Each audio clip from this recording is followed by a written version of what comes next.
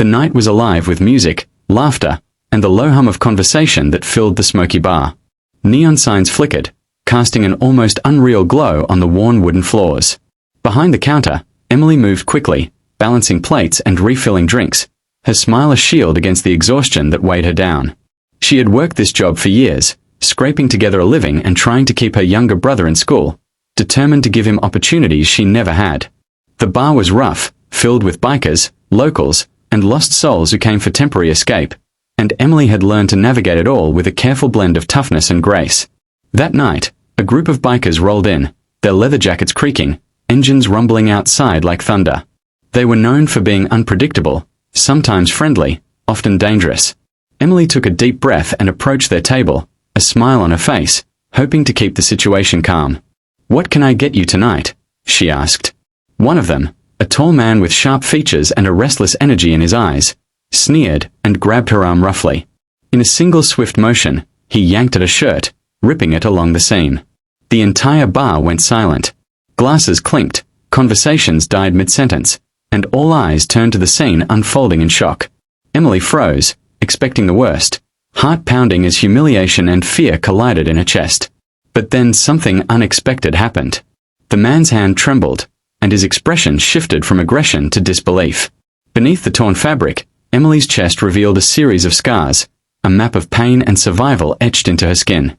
The scars were not from violence or neglect, but from her own journey of survival after a childhood accident that nearly took her life.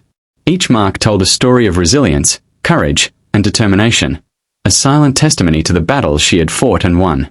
For a moment, time seemed to stop. The bar, the bikers, the music, all faded into a hushed reverence as the man stared, unable to speak. The moment was transformative. The biker, whose presence had been menacing just seconds before, stepped back, his eyes glistening with something Emily had never expected to see, regret. The other bikers followed his gaze, their rough exteriors softening as the weight of her story settled over them. Emily, trembling but composed, straightened her torn shirt and took a steadying breath. "I've lived through worse than this," she said quietly, her voice firm, yet carrying the quiet dignity of someone who had endured and emerged stronger. "And I'm still standing." The tension in the bar shifted. Conversations slowly resumed, but now there was a new kind of respect in the air, a recognition of strength and humanity that transcended appearances. The tall biker cleared his throat, his voice rough but sincere. I'm sorry," he said. "We didn't know." Emily nodded, the fear giving way to a cautious understanding. Forgiveness was not immediate, but in that moment, she chose to rise above anger. She had faced far greater challenges in life than a torn shirt, and she refused to let this define her.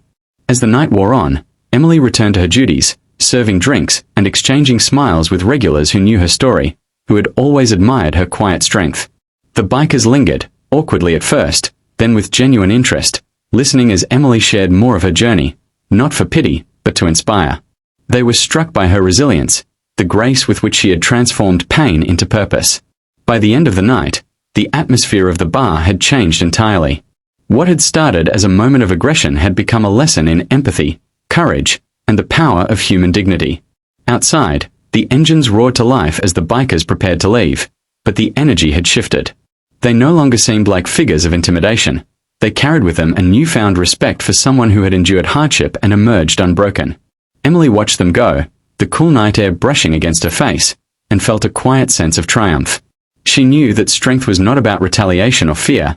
It was about facing adversity, embracing vulnerability, and choosing compassion even in the face of hostility.